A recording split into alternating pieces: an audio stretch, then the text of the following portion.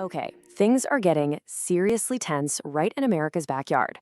We're talking warships, so-called narco-terrorists, and some major global powers all converging in the Caribbean. So what is actually going on here? Let's get into it. Welcome to the Global War Watch Network. Today, we are unpacking a really fast-moving situation, the escalating confrontation between the United States and Venezuela. And this is a big one. The situation has gotten incredibly serious really fast. In a move that honestly shocked a lot of people, the White House didn't just cut diplomatic ties. No, they went a step further. They've now formally declared that the United States is in a state of armed conflict in the Caribbean. All right, first up, red alert in the Caribbean. Let's break down the declaration that put this entire region on edge. Because, this isn't just talk. We're talking about a formal statement with huge legal and military implications. So the wording here is absolutely crucial. The White House told Congress the U.S. is in a non-international armed conflict with unlawful combatants. Now, what does that actually mean? Well, it means the administration is giving itself the green light to use deadly military force against these groups. They're essentially being treated like enemy soldiers in a war, not criminals you'd arrest. That's a massive distinction. And this isn't just a theoretical conflict. It's already turned deadly. This whole declaration followed a series of U.S. airstrikes on some boats that were supposedly coming from Venezuela. And those strikes, they resulted in at least 21 deaths. Okay, so what kind of firepower is backing up this declaration? Well, it's pretty staggering. Let's look at America's naval armada. We are talking about a huge number of personnel.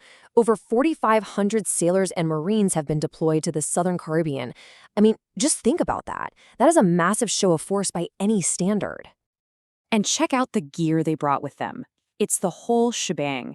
10 warships, including destroyers and amphibious assault ships. Those are the ones that can land Marines on a beach. A nuclear-powered submarine is lurking down there somewhere. 10 of the latest F-35 fighter jets. MQ-9 Reaper drones for surveillance and strikes, and even a special ops ship. This is not your average patrol. This is a full-blown warfighting group. To really put this into context, historian Alan McPherson says this is the biggest naval buildup in this part of the world since 1965. Wow. Let that sink in. We haven't seen anything like this for almost 60 years. That tells you just how serious the situation has become. So you have to ask, right? Why such a massive show of force? Well, the official reason is what they're calling a war on narco-terrorism, and this has been in the works for a while. You can see how they laid the groundwork piece by piece all through 2025. It started back in January with an executive order to start calling cartels foreign terrorist organizations. Then, in February, they named names, like the Venezuelan gang Tren de Aragua. By July, a secret order was signed authorizing military action against them. Then, things escalated in August when the bounty for President Maduro was doubled to a whopping $50 million. And finally, in September, the first deadly strikes began. So this really leaves us with two very different stories about what's going on. On one hand, you've got the official U.S. position. This is all about fighting the war on drugs, stopping cocaine and fentanyl by going after these narco-terrorists. But on the other hand, a lot of analysts are saying, hang on a minute. They see this as a maximum pressure campaign, a way to squeeze the Venezuelan government and maybe even force regime change by cutting off their illegal money.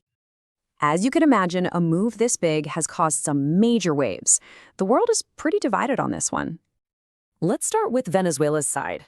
President Nicolas Maduro is, as you'd expect, defiant. He's framing this as a massive threat, saying, Venezuela is confronting the biggest threat that has been seen on our continent in the last 100 years.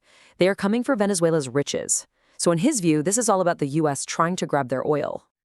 And back home in the U.S., this has sparked a huge debate. A lot of people are not happy. Democrats on the House Foreign Affairs Committee put it bluntly. The American people don't want another war, and Congress can't let any president start one illegally or unilaterally. That's not how the Constitution works. Basically, they're arguing the president doesn't have the power to do this without Congress signing off. And if you look at the rest of Latin America, it's completely split. You've got some countries like Guyana and Trinidad and Tobago that are actually supporting the U.S. action.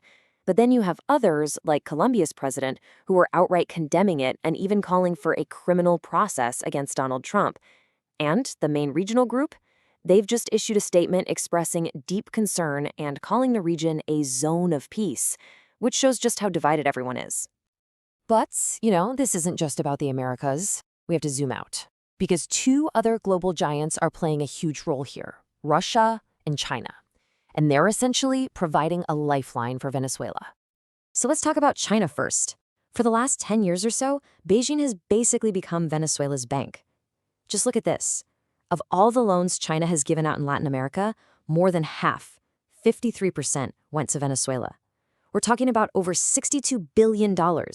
That is an incredible amount of money. What this means is that China is now Venezuela's single biggest creditor. They hold about $23 billion of its debt.